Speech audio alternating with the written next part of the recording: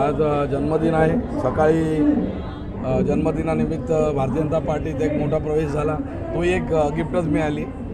माननीय मुख्यमंत्री, माननीय प्रदेशाध्यक्ष दोघांची भेट मिळाली। मुख्यमंत्र्यांशी येणाऱ्या महापालिका संदर्भात चर्चाही केली, त्यांनी योग्य ते मार्गदर्शन केलं आहे। आणि आज या ठिकाणी युवा मोर्चा अध्यक्ष समर्थ नायक आणि स्थानिक नगरसेवक सर्व सुनेश जोशी, मृणाल पेंडसे, मडवी आणि संजयजी वाघुले या सर्वांनी मिळून या ठिकाणी सागर पिसाळ आपले सरचिटणीस यांनी सगळ्यांनी मिळून या ठिकाणी एक महाआरतीचं आयोजन केलं।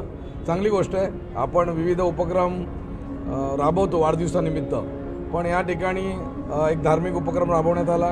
सर्वांनी एकत्र येऊन संध्याकाळची आरती केली आणि त्यानंतर सर्व माझ्या भगिनी आणि मातांनी माझं औक्षण केलं आपल्या संस्कृतीच्या परंपरेनुसार, आणि त्यामुळे चांगल्या प्रकारचं उत्साहाचं वातावरण वाटतं आहे। सर्वात एकोपा दिसत आहे आणि खूप छान माझा वाढदिवस साजरा केला आहे। त्याबद्दल समस्त कार्यकर्त्यांना मी मनापासून धन्यवाद देतो।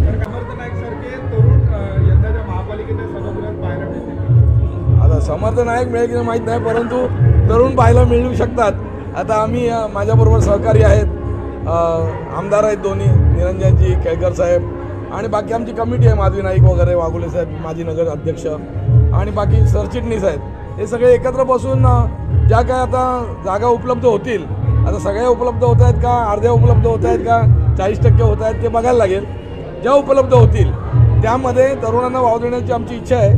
प्रयत्न करू, कुठे सामाजिक समीकरणं कशी आहेत, काय आहेत, सीट निवडून आली पाहिजे, हा देखील एक प्रमुख आधार मानून जिथे शक्य आहे तिथे नक्कीच हा प्रयत्न केला जाईल।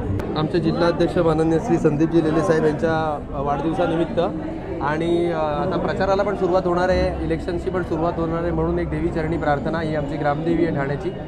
तर दोन्ही अनुषंगाने त्यांच्या वाढदिवसाच्या निमित्त आणि आम्ही पुढे जाणारं सामोरं फेस करणाऱ्या इलेक्शन निमित्त ही आरती घेऊन आम्ही देवाकडनं पॉझिटिव्ह ऊर्जा घेऊन कामाची सुरुवात करतो। आणि तसं तुम्ही सांगितलं, पण मी इच्छुक नाही आहे स्वतः, पण आमची नक्कीच मागणी आहे, 2 ते 3 आमचे युवा मोर्चाचे पदाधिकारी आहेत ज्यांनी वॉर्ड लेवलला खूप चांगलं काम केलेलं आहे। आणि फडणवीस साहेबांनी पण सांगितलं की 40% 35 वयोगटाच्या आतल्या लोकांना यावी संधी देण्यात येईल। 40% जरी नाही दिली, 10% जरी दिली तरी आमचं 10%मध्ये काम होऊन जाईल।